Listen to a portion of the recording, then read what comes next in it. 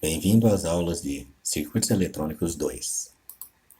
Transistor de efeito de campo FET 3. Análise de pequenos sinais para FET, parte B. Então, como a gente já viu, os FETs fornecem um excelente ganho de tensão, alta impedância de entrada, baixo consumo de potência e boa faixa de frequência de trabalho. Tudo isso em corrente alternada.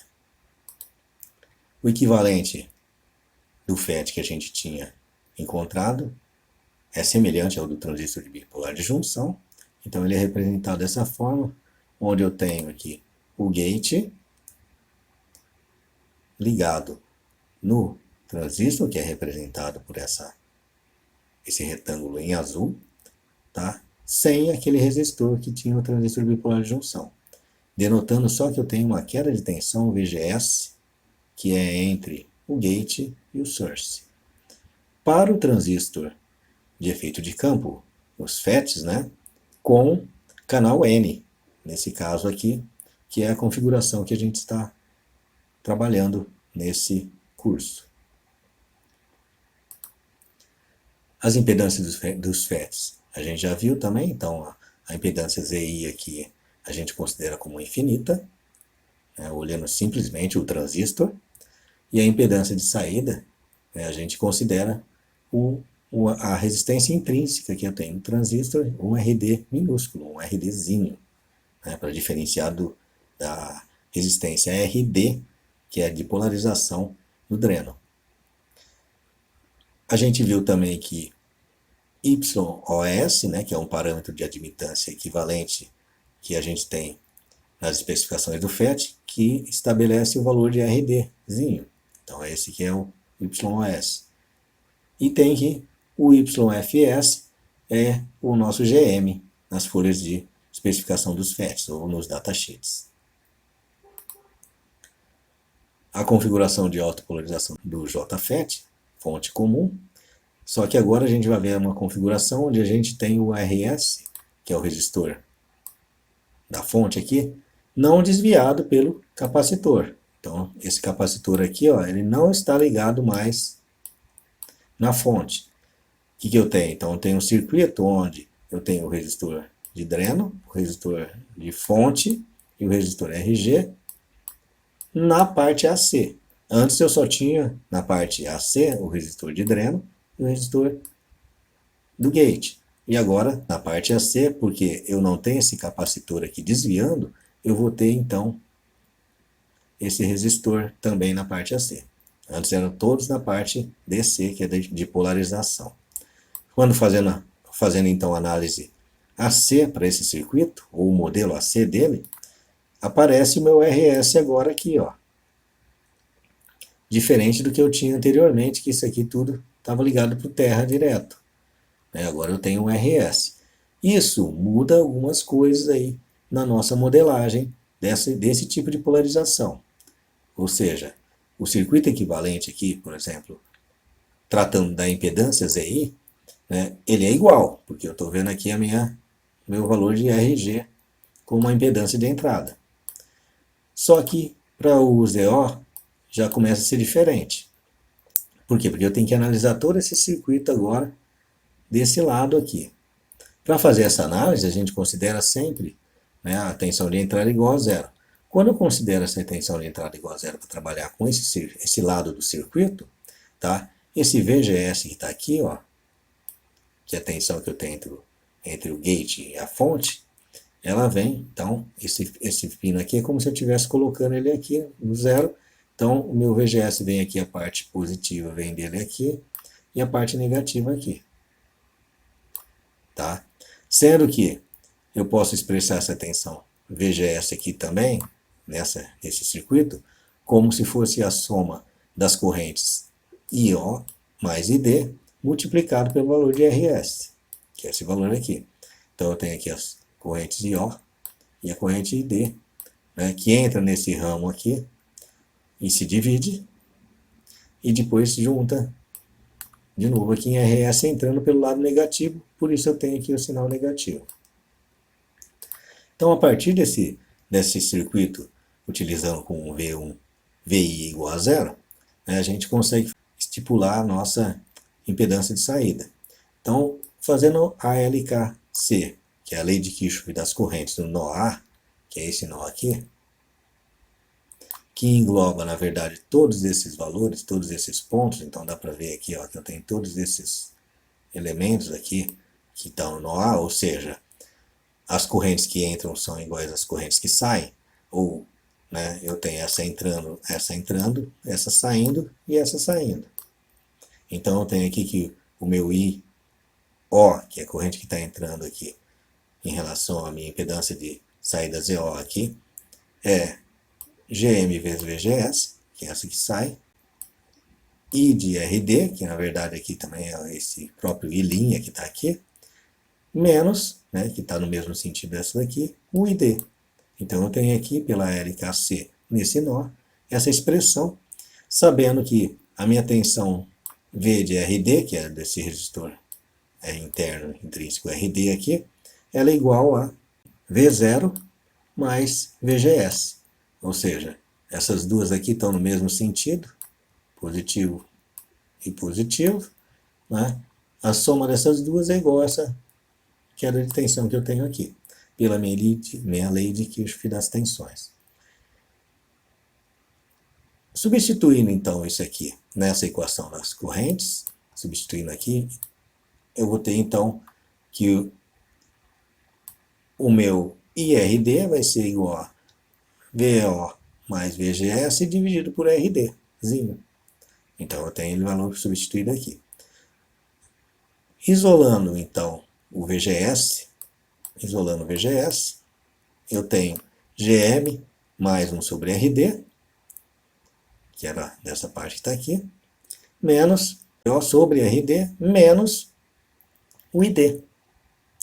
Então, com essa expressão, e sabendo que meu VGS é menos ID mais IO vezes RS, eu substituo tudo isso aqui e eu tenho uma expressão onde eu tenho aqui os valores de IO e os valores de ID. Com essa expressão, então eu consigo separar o IO e o ID para eu poder isolar meu IO, que é a minha corrente de output, que vai ficar com esse formato, e encontrei então o meu ZO, que vai ser VO, que é aquele meu ID vezes RD negativo, dividido por tudo isso daqui, toda essa parte aqui que é o meu IO. Invertendo essa parte aqui, eu tenho então essa expressão final aqui para o meu ZO.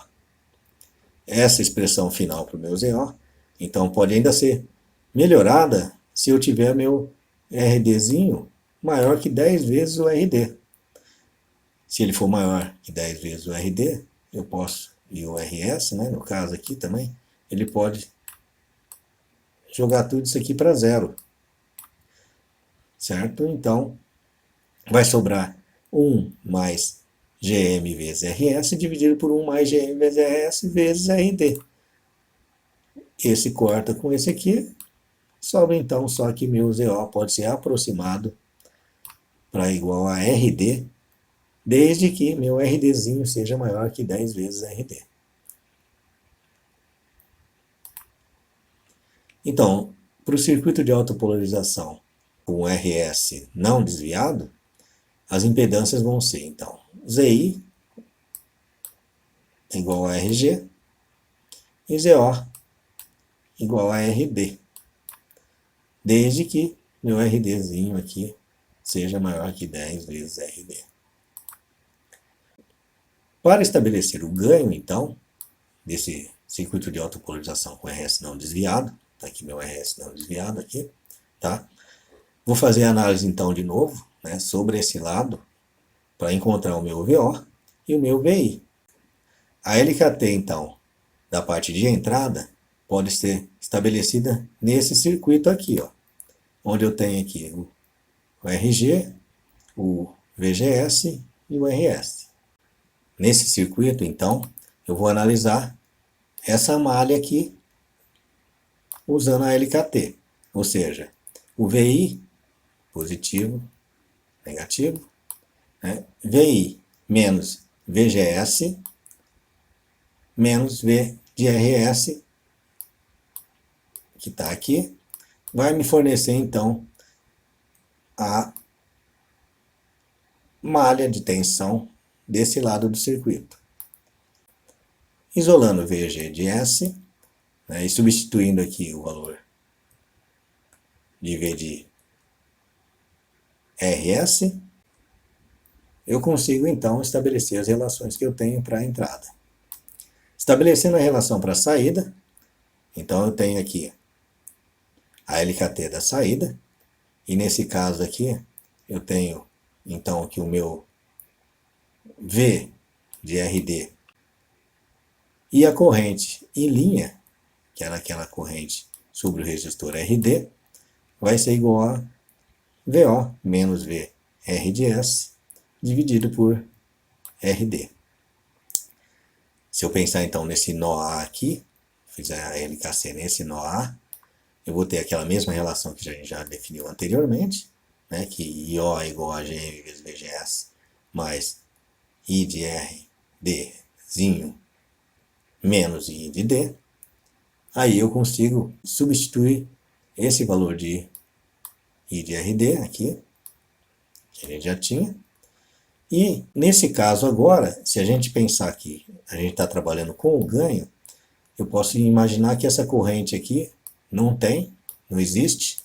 Por quê? Porque o ganho vai ser sem o resistor de carga, né? Então eu vou trabalhar nesse ganho aqui sem a carga, RS, né? Que normalmente a gente coloca, como a gente viu em circuitos eletrônicos para o transistor bipolar de junção. Então, sem tratar isso aqui, eu consigo manipular essa equação de corrente e deixar ela em função de VI e ID. Ou seja, utilizando essa equação aqui, isolando a parte do ID e VI, eu consigo então isolar o meu ID, que substituindo no meu VO, que é igual a menos ID vezes RD, só bastou eu colocar o RD aqui, ó, tá? E dividindo pelo VI, que ó, nesse caso aqui, quando eu divido pelo VI aqui, eu corto ele desse lado, jogo ele para o lado de VO, vou ter meu ganho AV, que vai ser expresso então como se fosse menos, por causa da inversão de fase, GM multiplicado por RD dividido por 1 mais GM vezes RS mais RD mais RS dividido por RD. Que também pode, então, ser aproximado aqui quando RD for maior que 10 vezes RD mais RS, que é essa expressão aqui, né, para menos GM vezes RD dividido por 1 mais GM vezes RS. Então, essa expressão aqui do meu ganho AV é a expressão onde eu tenho meu RD maior que 10 vezes esses dois valores aí. A relação de fase para essa configuração é aquela onde a gente tem a inversão do sinal de saída, ou seja, em relação ao sinal de entrada, ele inverte 180 graus. Um exercício. A configuração com autopolarização apresenta um ponto de operação definido por VGS igual a menos 2,6 volts e ID quiescente igual a 2,6 mA. Se não fosse dado isso no exercício, eu teria que fazer o quê? Levantar a curva utilizando a equação de Shockley, passar a reta, que equivale aqui ao meu valor de polarização VGS, que ela, nesse caso aqui, ela está na origem, encontrar o cruzamento dos dois, e aí eu vou ter aqui meu ID quiescente,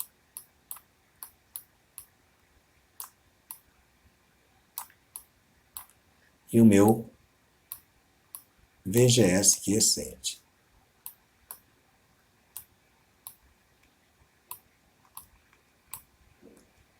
Então, dessa maneira, eu terei que levantar todo esse processo aqui para encontrar esses valores de VGS quiescente, que já é dado, e de ID quiescente. O valor de YOS é dado com 20 microsiemens. Então, quer dizer, esse aqui com esse valor eu consigo encontrar meu RD. E considerando aqui, então, um sinal aplicado VI, quer dizer, eu estou trabalhando na análise AC para verificar a minha saída. Vou determinar aqui meu valor de GM, valor de RDzinho, o valor de ZI, o de ZO e o de AV, segundo essas condições aí. Então, a primeira coisa, então, o GM ele vai ser encontrado utilizando aquela fórmula onde a gente tem os valores de VGS quiescente, o V de P e o IDSS. Então, eu consigo estabelecer, utilizando aquela fórmula, o valor de GM. Está aqui o valor de GM. O RD é simplesmente 1 sobre YOS. Então, eu tenho ele no valor de 50 kΩ. A minha impedância de entrada é igual a 1 MΩ, que é a própria que a gente vê olhando a configuração de autopolarização desse transistor. E o meu valor da impedância de saída, considerando aqui RD, eu vou verificar se o RDzinho é maior que 10 vezes o valor de RD, que é igual a 33, né? Ou seja, ele é 10 vezes maior, foi checado. Então, meu próprio impedância de saída é igual ao valor de RD, que é 3,3K. Isso serve porque RD vai ser igual a infinito, que é outra situação que está solicitando no problema, e vai ver que ele é também igual a 3,3K, são iguais. Com RD, eu vou calcular o meu ganho AV, então eu uso aquela fórmula lá que a gente definiu para o ganho AV, tem um ganho aqui de menos 1,92, e fazendo aquela aproximação, onde o RDzinho é maior que 10 vezes o valor de RD, onde a gente confirmou isso aqui, ó, deu um check aqui, eu consigo então simplificar a minha equação e o valor é 1,98, que de acordo com essa aproximação que a gente fez, e que de acordo com a aproximação a gente pode ver que a diferença dele entre eles dois é bem pequena. Ok? Então a aproximação funcionou bem para esse circuito. Um resumo que a gente viu então até agora ali, a gente viu então a polarização fixa, que serve tanto para o JFET como para o MOSFET do tipo depressão. Então aqui está o caso da polarização fixa, que é viu a autopolarização, né, a configuração por autopolarização, onde serve tanto para o JFET quanto para o DMOSFET. Então, quer dizer, quando eu entro com sinais, né, na parte AC, para os dois, e nesse caso aqui eu tenho o meu RS desviado por esse resistor CS. E viu também quando não tem esse desvio desse capacitor. Quando não tem esse desvio de capacitor, tá aqui sem o desvio de capacitor, tá? Que é o circuito de análise de pequenos sinais AC para esse daqui, esse tipo de polarização, que serve tanto para o JFET quanto para o MOSFET do tipo depressão. Ok, pessoal? Por enquanto é só.